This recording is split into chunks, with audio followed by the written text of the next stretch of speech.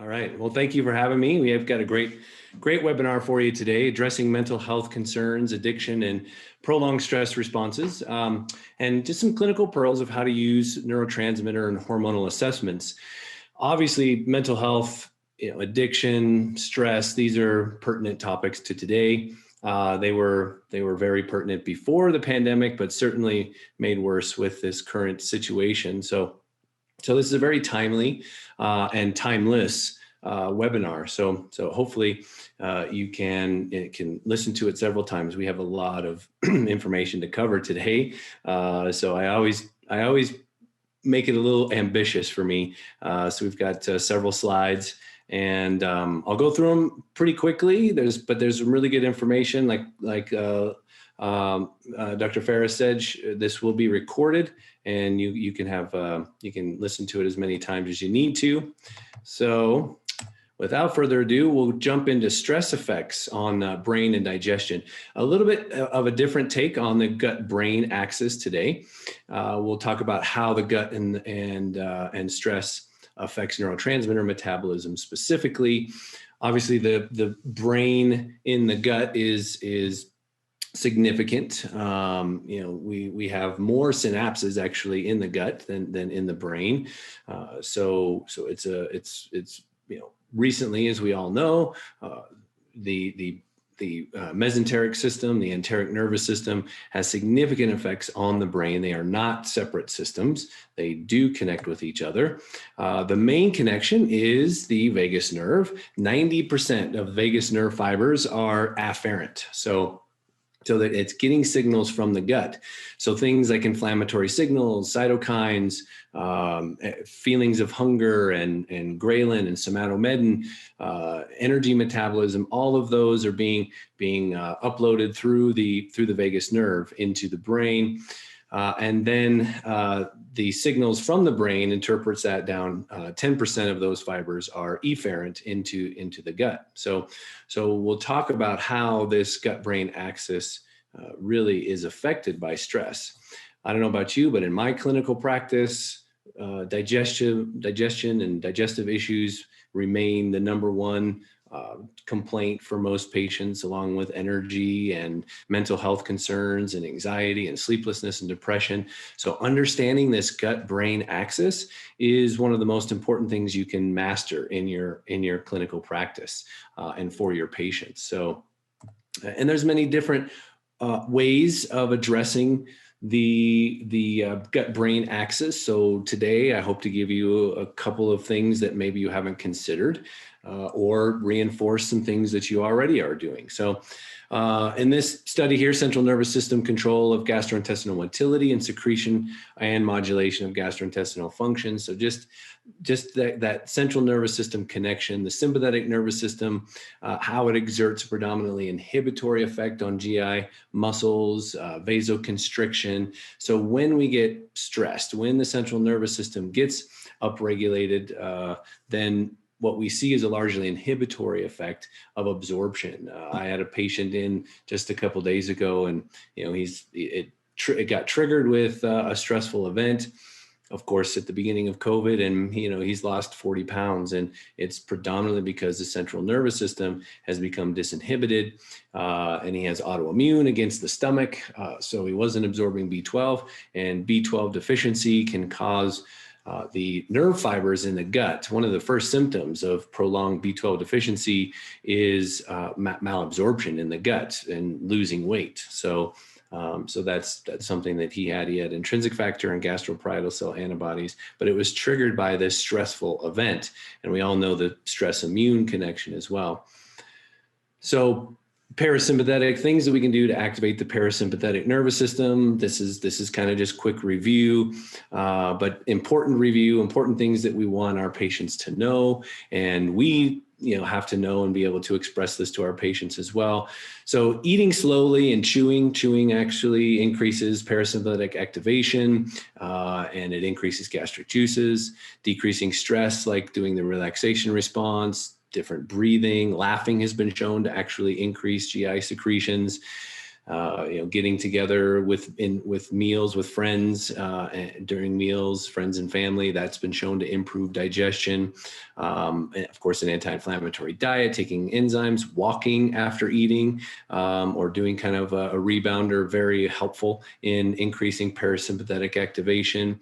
Exercising regular, and avoiding overeating. That's really important, because when you overeat, you stress the enteric nervous system, and that becomes a stressor, even if it's all good food.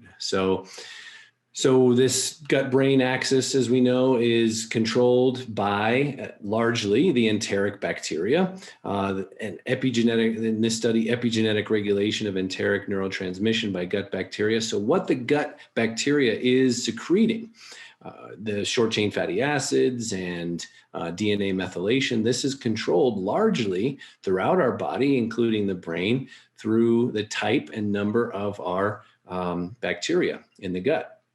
This is why whenever I address mental health concerns in a patient, we always run a stool test. That's you can't ignore the gut-brain axis. If you do, you're pretty far behind the curve at this point. So anytime we're dealing with a whether it's autism, ADD, ADHD, depression, anxiety, looking at the gut, even if there's no GI symptoms, is crucial to understand what's happening. If there's increased cytokines, inflammation, lower IgA, different bacteria, and dysbiosis.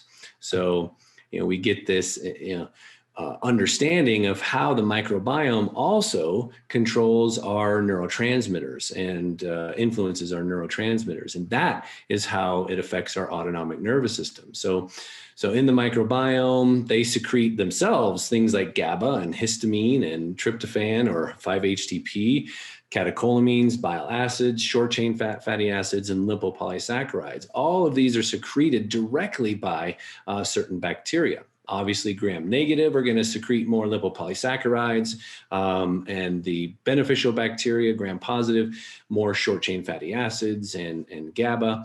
And we'll get into GABA a lot in this talk today. GABA is a very important clinical tool, very useful tool. So if the bacteria, if there's dysbiosis, if there's infections in the gut, then it's going to increase cytokines, it's going to increase interleukins and activate glial cells, mast cells. And these cytokines will then cross the blood-brain barrier and cause significant dysfunction and negative plasticity in the brain. So we'll get into that as well. And also affects mucosal barrier, neurotransmission, blood flow through nitrosylases, and those kinds of things. So when there's many lectures, and I've done many lectures on leaky gut, so I don't want to go too much into leaky gut, but this is essentially what we're talking about, is how leaky gut and dysbiosis affect the brain. And many studies have shown how we stimulate the vagus nerve. The vagus nerve is stimulated in large part by what's happening in the microbiome. So in this study, vagal tone is correlated with the capacity to regulate stress responses, can be influenced by breathing and stretching and exercises. Mindfulness-based training is essential, all of these things. But what I want to emphasize today is just how this specific gut-brain axis correlates with stress. And we know stress has been shown to alter the microbiome. So in times of stress, that may be more beneficial to take probiotics during those times of stress. I don't believe that people need to take probiotics all the time. I really don't, especially if you have a good diet. You're eating some fermented foods, you're eating lots of fiber, you're eating a good anti-inflammatory diet, you're staying away from chlorine in the water. But if patients are coming to you and they're not there yet, yes, probiotics are pretty essential. So any kind of psychiatric and inflammatory disorders, we can't underestimate the effect that probiotics in the gut have. The effects of stress and meditation on the immune system, the human microbiota, and epigenetics. So one of the things that stress causes in the gut is this release of corticotropin-releasing hormone and, of course, catecholamines. And these specifically, corticotropin-releasing hormone and, of course, cortisol, that we can address and we can assess, in the hormonal assessments, this is saliva hormone assessments with Labrix. These affect directly the microbiome quite emphatically. So the healthy microbiome needs these short chain fatty acids. It needs proper hormone stimulation, proper neurotransmitter stimulation.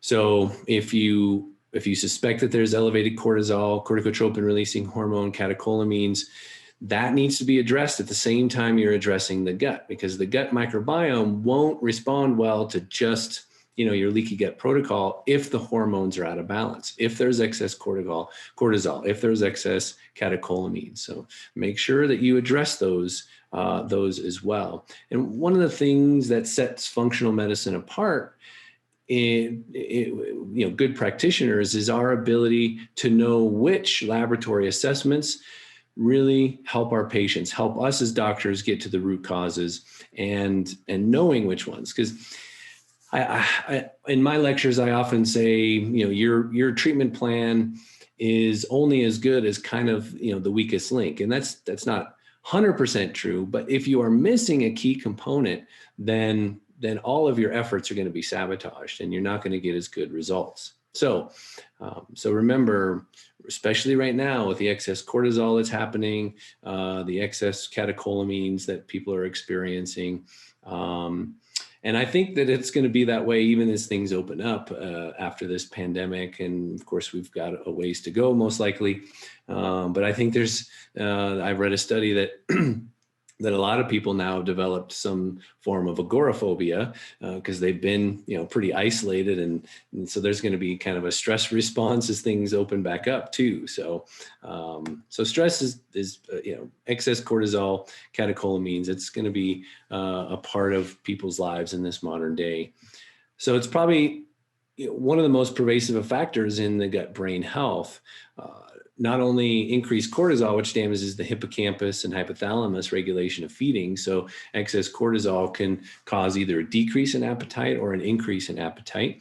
It can either, depending on how much and for how long, it can affect leptin and leptin resistance.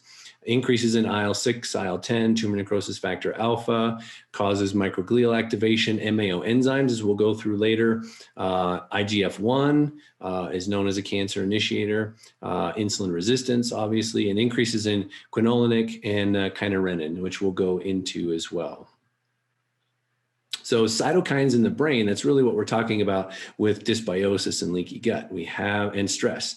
We have the cytokines in the brain. They stimulate autoantibody productions of neurons. They stimulate MAO breakdown of serotonin and dopamine. So you get an overactivation of MAO. And of course, it disrupts the HPT-GABA axis. Cytokines affect sleep, mood, appetite, addiction. That's why a lot of people take anti-inflammatories like, Tylenol PM or Advil PM because it helps them sleep. It's not really the pain, it's the microglial activation that really affects that, and which we'll get into.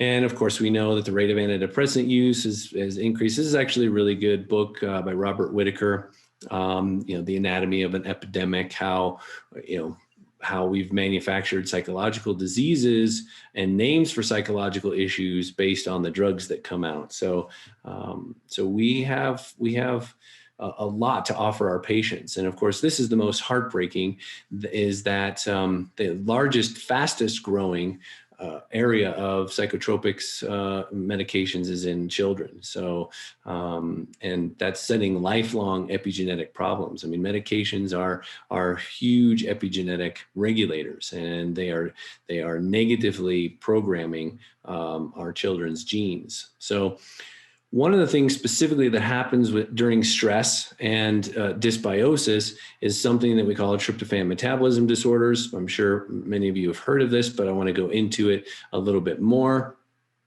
In this study, mitochondria, metabolic disturbances, oxidative stress in the kynurenine system with focus on neurodegenerative disorders. In many degenerative disorders, again, everything from autism, ADD, depression, schizophrenia, one of the things that's in common is this mitochondrial dysfunction, metabolic disturbances, oxidative stress, and activation of the kynurenine system. The oxidative stress causes a diminished function in the endoplasmic reticulum. Of course, that's where we translate our genes, is in the endoplasmic reticulum. So during times of stress, we do need more antioxidants, and I'll get into which ones actually work the best. Tryptophan is metabolized via several pathways. When a person is stressed, when a person has dysbiosis, that tryptophan is taken away from the serotonin and it goes into the kynurenine system. So, and I'll show a little diagram here in a minute, but when we have increases in kynurenate, we have more anxiety, we have more depression, autism, neurodegeneration, even Parkinson's and Alzheimer's. So throughout the lifespan. And of course, the causes are what we are talking about: leaky gut, dysbiosis, infections, stress, inflammation, decreased glutathione, insufficient B6 is a big one, because one of the things that happens in dysbiosis is B6 gets taken up by the gram-negative bacteria. So pollutant exposure, liver overload, low conversion of tryptophan to serotonin, methylation deficits, elevated homocysteine can cause an activation in kynurenate, increased tryptophan intake, being overweight, taking oral contraceptives. The main issue, though, the main cause of the kynurenine shunt here is dysbiosis. So what happens in the gut is tryptophan, things like IL-6, IL-1, tumor necrosis factor alpha, stimulates IDO and TDO. So it takes tryptophan away from the 5-HT system and into the kynurenine. And then kynurenine can go into kynurenic acid, and then that can also go into quinolinic acid. So both kynurenine and quinolinic are essential for brain function. Both can increase brain plasticity, but if they're too much, especially kynurenine, it is it's a NMDA receptor agonist, and so it will increase excitatory neurotransmitters, and it will cause activation of brain inflammation and cytokines and microglial cells. So it's very neurotoxic, and it's very much involved in psychiatric disorders, mood disorders, even ALS and Parkinson's disease as well. And vitamin D helps regulate this as well. So in vitamin D deficiency, so excess cortisol, we see a lot of this setup. I don't know about you, but it seems that in the last few months, people have really hit the wall, the pandemic wall, where they just can't really deal with it very well anymore. And it's, I think, partly in the wintertime, it's low vitamin D and dysbiosis. People have been eating, not necessarily very well. So vitamin D deficiency causes this kynurenine shunt as well. So never supplement with tryptophan. If you are supplementing with tryptophan, let's say somebody has a sleep problem, this is the essence of functional medicine. One of the tenets of what I teach, one of the trademarks, you might say, is that a good doctor knows what to do, but a great doctor knows why. Why are you doing something? Always ask why. Why is this system happening? Why does this person have a sleep problem? So a good doctor might say, try some tryptophan and that might help. But a great doctor knows why. So what's really happening? Why does that person have a sleep issue? So never supplement with tryptophan unless this pathway is balanced, because we need to find out what's really happening. Increase glutathione and methylation if you see a tryptophan issue, and we'll go into some labs that will give us a clue as that there is a tryptophan metabolism disorder. And again, never give tryptophan to someone who is vitamin D deficient. And that's the other issue with leaky gut too, and is that if you have leaky gut, then you're not going to absorb vitamin D levels very well anyway. So always check vitamin D levels. So one of the hallmarks of tryptophan metabolism disorder and dysbiosis is this activation of MAO. MAO-A, type A, is mostly in the brain. It breaks down serotonin, melatonin, dopamine, epinephrine, norepinephrine, and PEA. MAO-B is mostly in the GI, and it breaks down dopamine, tyramine, and phenylethylamine, which PEA. both of these are activated by dysbiosis. So when you run neurotransmitter testing, and I run neurotransmitter testing, I think if you're dealing with someone with chronic stress and you have a patient with digestive issues, neurotransmitter testing, I think, is still highly underutilized in clinical practice. One, it kind of got a bad rap. That's a long story. Kind of got a bad reputation in the beginning because there were some inconclusive studies that thought, well, some of these it doesn't really correlate with brain neurotransmitters. But what we see is that, yes, it does correlate with brain neurotransmitters. And not only that, but it's highly correlative with the peripheral nervous system. And the peripheral nervous system is controlling the enteric nervous system as well, and things like blood pressure and cardiovascular. So running neurotransmitter testing is important for the whole body.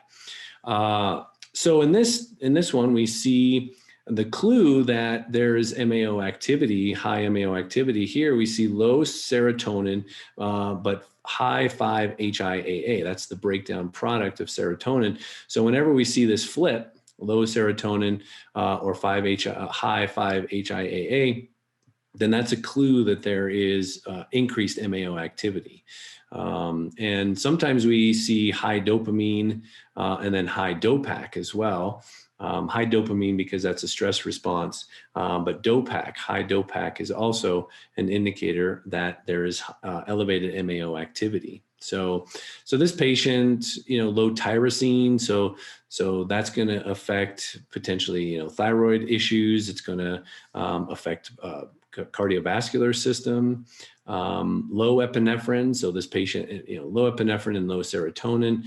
This patient is very depressed, a lot of lethargy, and likely has a tryptophan metabolism disorder, even if there's no GI symptoms per se. So running the GI test, running the hormones, seeing what their stress levels, cortisol levels are, and running the neurotransmitter testing.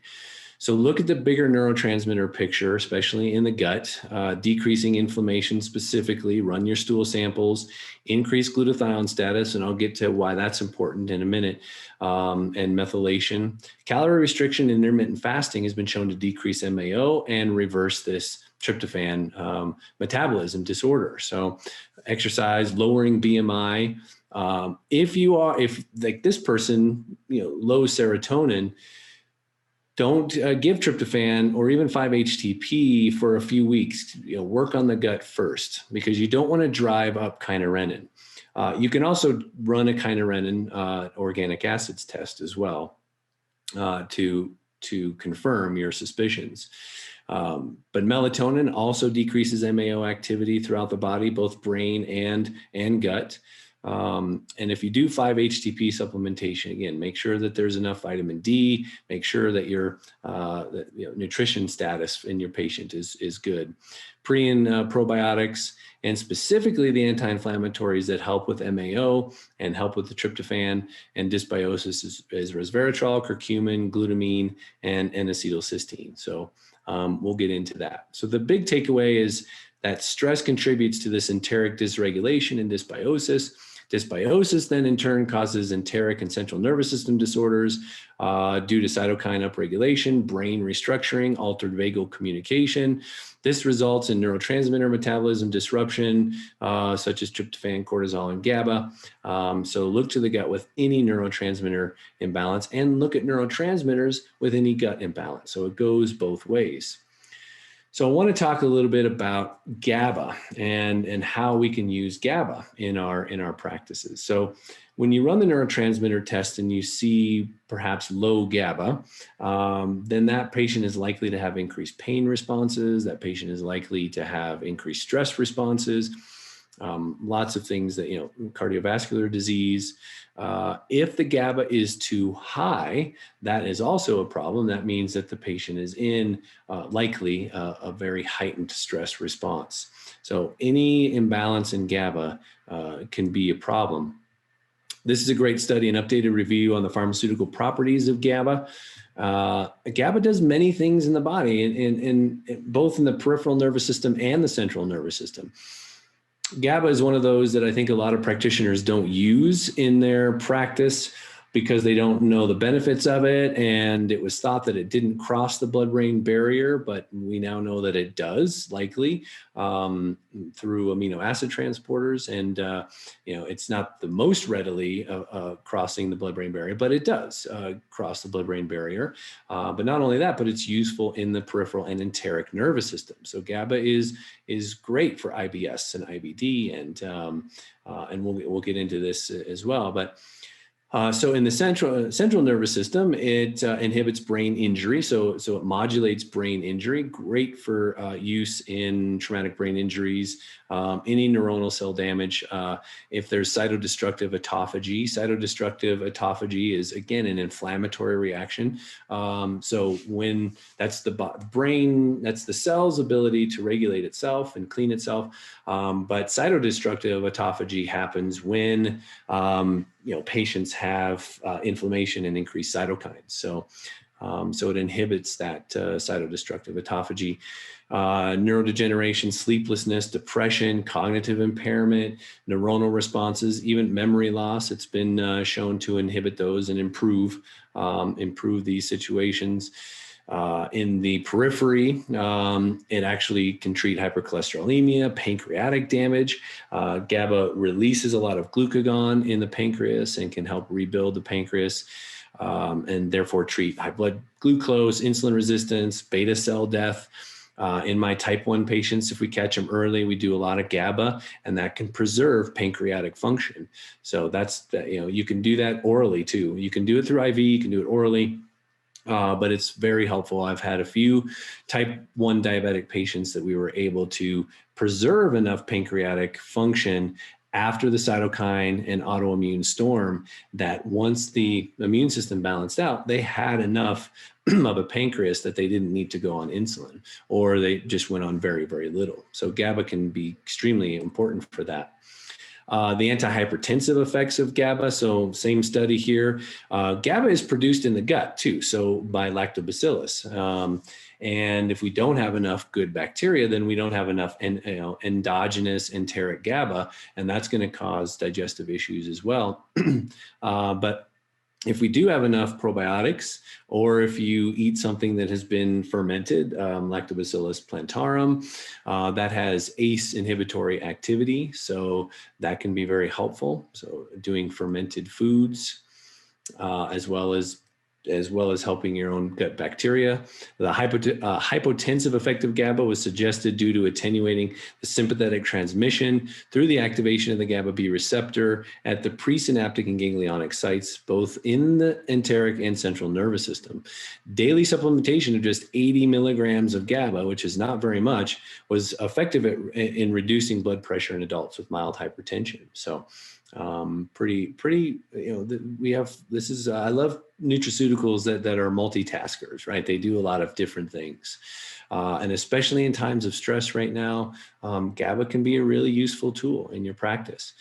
GABA is an anti-inflammatory. It quelches free radicals, increases superoxide dismutase, increases glutathione, increases catalase. Again, especially in peripheral organs like the kidney, like the liver, like the gut and the pancreas. It's an inflammatory mediator as well, so it increases wound healing. It stops NF-kappa B activation, MCP1 secretion, which is involved in atherosclerosis. It decreases reactive oxygen species and induced nitric oxide, which is implicated in atherosclerosis and brain atrophy. Atopic dermatitis, it's been used. It can increase interferon gamma, which can modulate inflammatory responses. It can balance the Th1 and Th2 responses, decreases IL-4. We see a lot of IL-4 in Th2 autoimmune diseases. Can increase or decrease immunoglobulin E, so in anaphylactic reactions and histamine release. So mast cell activation syndromes can respond really well to GABA, especially since if you've detected mast cell activation in your patients, they have a specific phenotype, right? Those patients are stressed. Those patients have dysbiosis. So, that's the root cause of MCAS. It decreases liver enzymes if they're elevated, and it can help reverse gallstones. It's used for non-alcoholic fatty liver disease. Like I said, it increases glutathione specifically in the liver, and it's great for helping metabolize alcohol. In fact, some places actually use, some rehab centers actually use GABA. If I have, a drink or two, or three, and I have to, get up and perform well the next morning, a little bit of GABA before bed helps me wake up pretty, a lot more refreshed than I would have if I hadn't taken it. So, little tidbit there for you.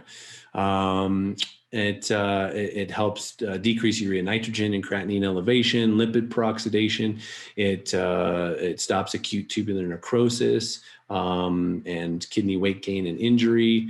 So again, all of this through kind of the antioxidant effects of GABA. So especially if you see low GABA or elevated GABA in your neurotransmitter testing.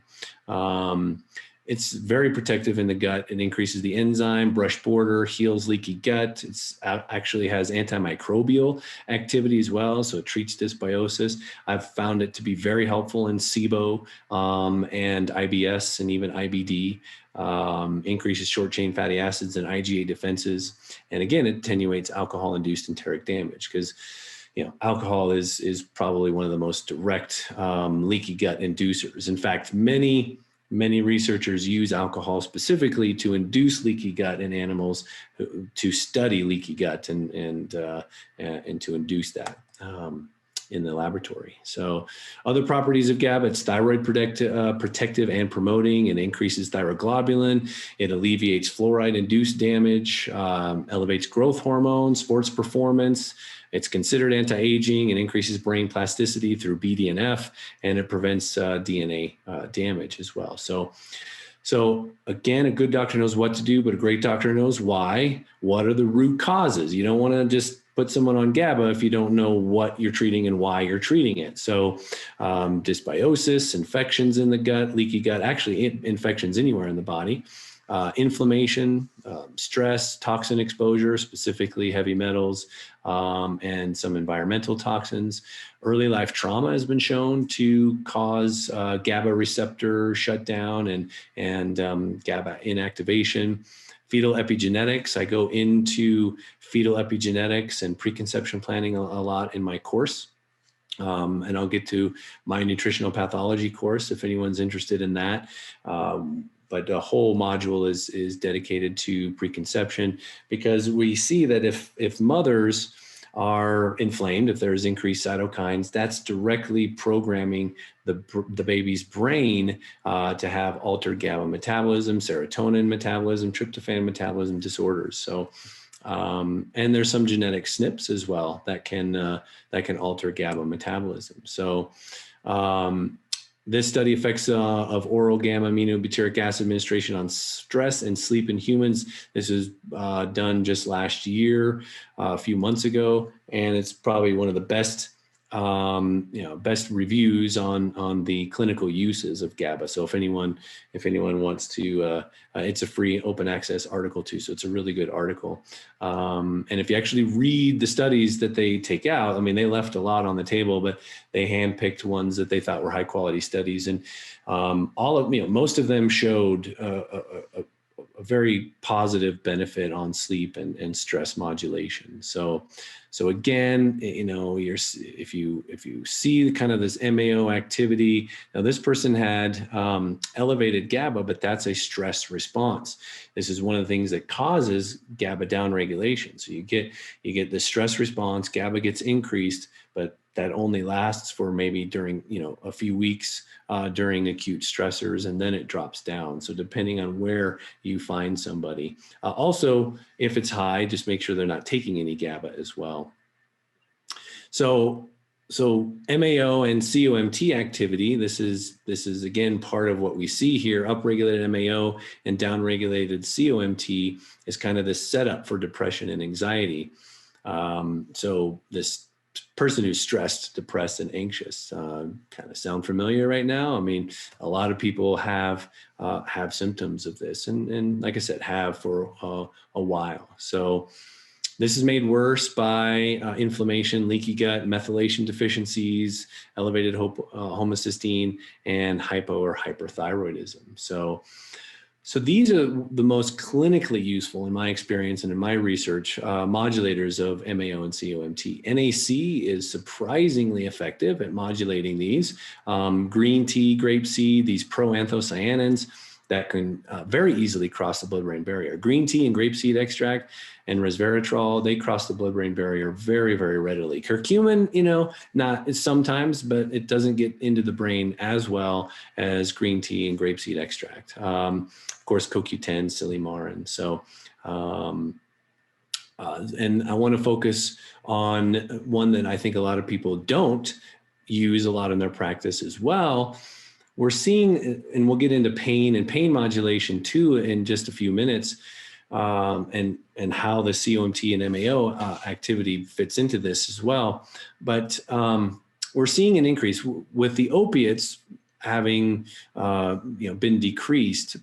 Doctors are kind of scrambling for what else can they use for pain and pain modulation and inflammation. And so they're kind of going back to some of the old standards like prednisone. But what's really increased significantly in the last 5 years is gabapentin. So, and GABA agonists.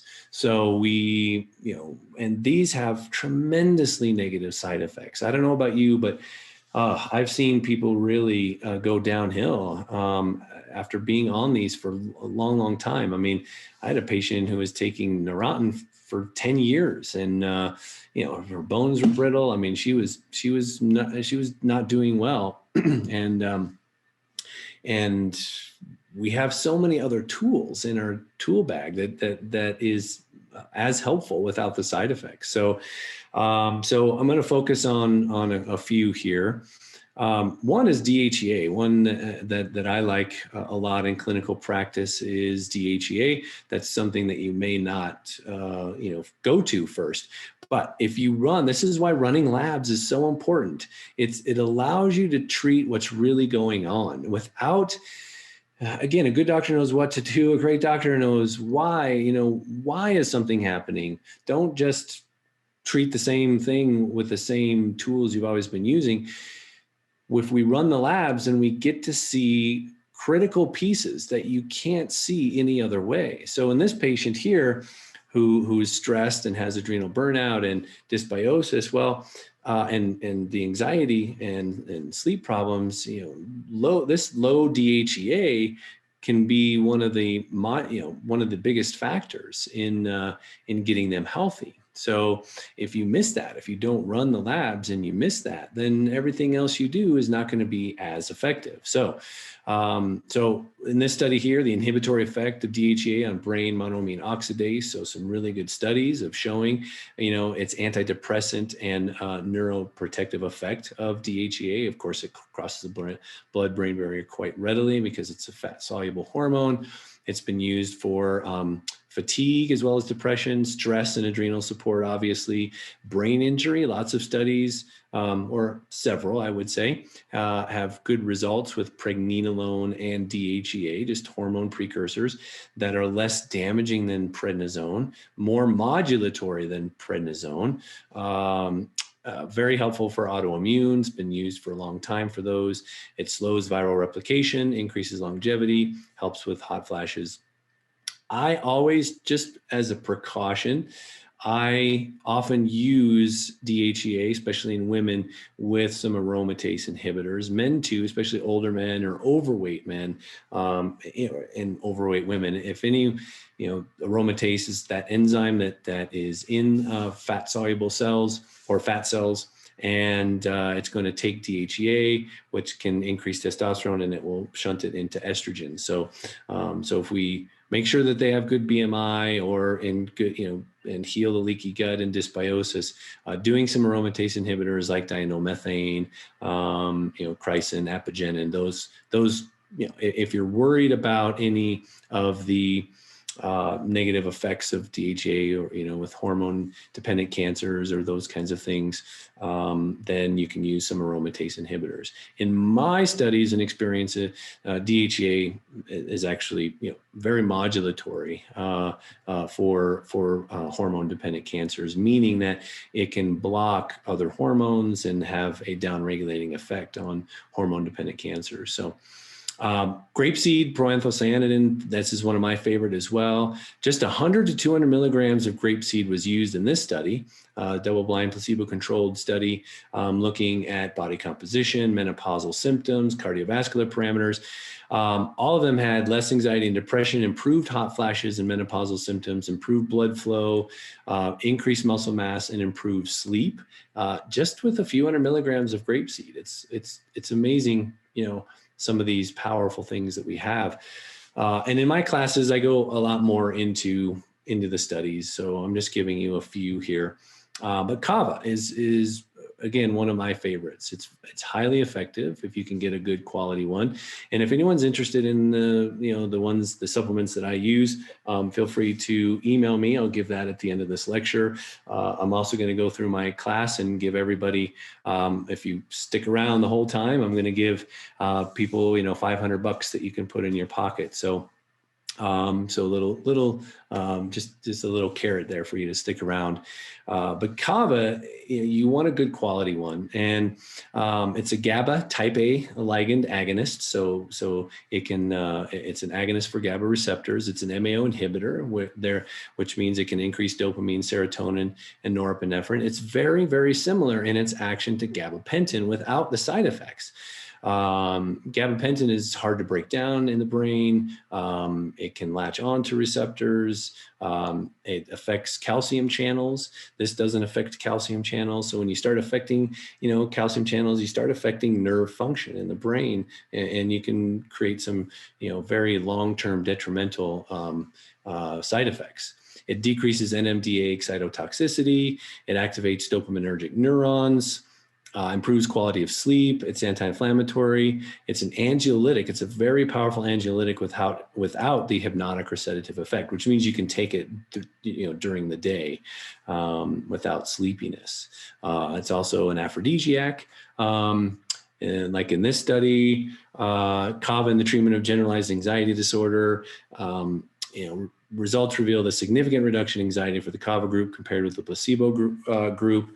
Within the Kava group, GABA transporter polymorphisms were associated more. So if they had a GABA transporter polymorphism, then they were more likely to have anxiety because of this mechanism, and Kava, it worked even better for these patients. But Kava was well tolerated, no significant differences between groups for any adverse effects, nor for liver function tests. And why that's important is because GABA was really popular around the end of the 90s, early 2000s, so popular that the drug companies set out a very systematic smear campaign for Kava, because it was kind of eating into some of their profits for their anxiolytics and antidepressants. And they've since been caught and given a slap on the wrist. But yes, it was very well known that a lot of, there's never been a good study that shows, any real negative effect of Kava on liver function, gallbladder function. It's been blamed for cholangitis and hepatitis, but it is no more damaging and causing of those than really many other herbs as well. Of course, it's always possible with polymorphisms and sensitivities, but in my practice, I've been using it for 15, 20 years, and I have yet to see any negative effect on liver function or gallbladder function or anything. So Kava was unfairly and illegally targeted. This was a German court. The alleged hepatotoxicity of Kava as a case of ill-defined herbal drug identity, lacking quality control, and misguided regulatory politics. So they basically said, look, the German High Court said, the ban on Kava was unscientific, unwarranted, politically meaning economically and pharmaceutically driven, and even put the public in more danger because pharmaceutical use went up, subjecting them to the well-known higher side effect risks. So, it's amazing that a single case report of liver toxicity was enough that they were able to highlight that and cause such a panic.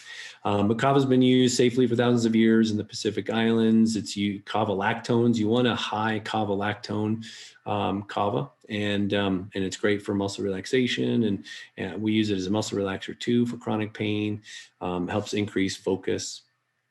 And in this study, it looked at any adverse effects, liver function, addiction, and the sexual effects. Liver function tests were normal. There weren't any adverse reactions that can be attributed to Kava, no withdrawal symptoms. And Kava significantly increased specifically female sexual drive compared to placebo. Not as much males, but definitely female sexual drive went up because we know the effect that anxiety has on sex performance and pleasure. So decreasing anxiety, increasing GABA is quite effective in improving your love life. In vivo effects. So here the study looked at golden seal, Kava, phytotherapy, black cohosh, valerian, and they just looked at the cytochrome P450 enzymes, and they found that Kava was no greater in toxicity than any of the other herbs tested. Obviously you have to look at drug-herb interactions because of the cytochrome P450 upregulation, but Kava is kind of better tolerated than many other popular herbs that haven't been taken off the market. So Kava also has been shown to reduce the multiplicity of lung adenomas by approximately 99% in mice that were given that were induced tumorigenesis, lung tumors. This was born out of some observations that Kava is used in the Philippines a lot, and they smoke down there. I mean, they start smoking when they're 8 years old down there, and but yet their lung cancer incidence is much lower than most countries, and so they looked at perhaps Kava, the ritual use, the regular use of Kava has something to do with that. And so they kind of discovered some of these things. It's also been shown to reduce, colon cancer and things like that. So pretty interesting things that we can do, tools that we have that, that if we actually do the research, we see how safe they really are. So, we just have a few more minutes before we get into some questions, but I want to run through the epigenetics of pain, and I'll go more into this in a future lecture as well, a future webinar with doctors' data. But really, the main point here is that chronic pain is an epigenetic factor. Chronic pain that people are experiencing changes our genes so that people become more susceptible to more pain, and it becomes activation of glial cells. So we see that when we have chronic pain, the glial cells become what are called a gliopathy. The glial cells become altered, and that's what promotes pain. So we really have to change the gliopathy in chronic pain, not just keep treating the chronic pain. So we do that through essentially anti-inflammatories. That's what we're talking about. Things like B12. Actually, B12 is very analgesic. Treating thyroid improves pain and comorbidities as well. Because remember, you can't have pain without inflammation. So whenever there's chronic pain, you know that there's inflammation in the body. You can have inflammation without pain because it hasn't produced pain yet. But a healthy body with all of its biological systems functioning optimally will not experience abnormal or prolonged pain. So the doctor who chases pain is lost. Always go to the root cause. So the joint gut axis and inflammatory bowel disease, understanding how inflammation, systemic inflammation from the gut will cause joint destruction. The immune cells will cause activation. So when the immune system is activated by gut inflammation and dysbiosis, then what's going to happen is the immune cells are going to trigger the cytokines that trigger the glial cells in the brain that will increase nociception and pain. Things like bacterial infections will do the same thing. Many times when I have patients come in that have experienced chronic pain, I'm going to look for chronic infections, whether it's bacterial in the gut or, possibly Lyme or Epstein-Barr reactivation.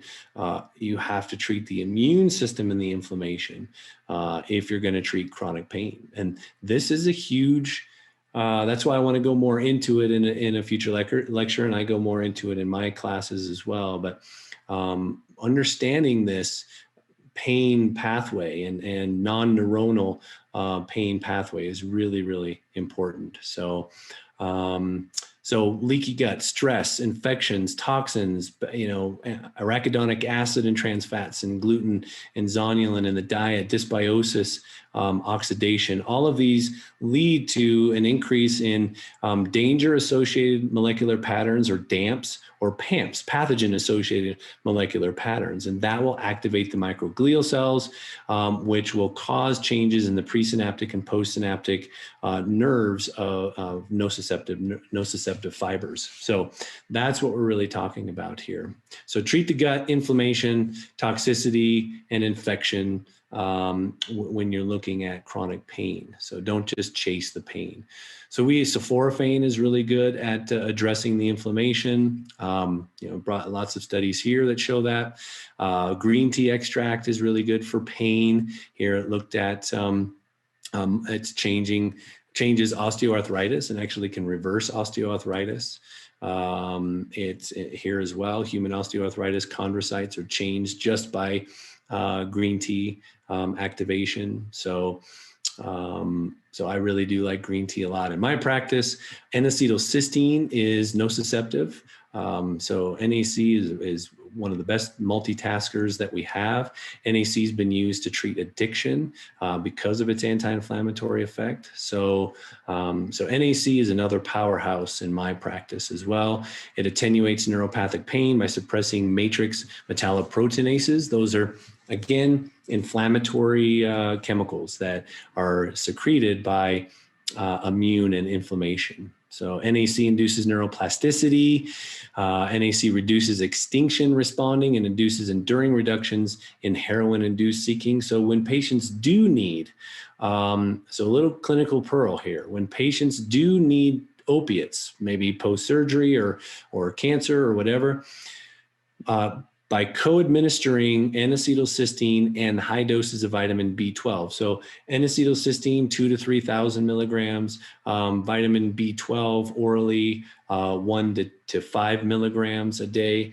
That's been shown to reduce the tolerance and addiction to opiates. So it allows patients, one, it increases the effectiveness of the opiates, and two, it decreases the potential addictive patterns of that. So lipoic acid, omega-3s as well. So in this case study, this is basically what a 24-year-old male who was addicted to opiates for 3 years. He had chronic pain. Several treatments have failed. We found Lyme disease that was untreated, both acute and chronic, mercury elevation, Epstein-Barr, and he had ulcerative colitis as well. So he also had low SAMe. This is from doctor's data. Low SAMe, that's often a setup for addiction, and it's also caused by addiction. So SAMe is also one of the powerhouses in my practice because we test for it. This is the methylation profile, plasma profile, and we see both his cysteine and his SAMe was low. Even though his homocysteine looked normal, you can't trust homocysteine to tell you how somebody's methylating. You have to look at the SAMe level. SAMe is the only accurate measure of whether somebody's methylating or not. So we put him on lots of SAMe. His neurotransmitters were out of balance, low tryptamine, low serotonin, low PEA, tyrosine. He had elevated taurine because that's also a stress response. So this is what we treated him with: methylation, restoration, neurotransmitter balance, Kava and grapeseed. Kava is great for getting people off opiates as well. In my experience, we put him on my antiviral and antimicrobial. If anyone's interested in that, that's part of my functional medicine resource kit. So he's been 2 years addiction free, continues to struggle with the gut and mood, but he's not using, and that's a million times better. So I really appreciate you having me here today.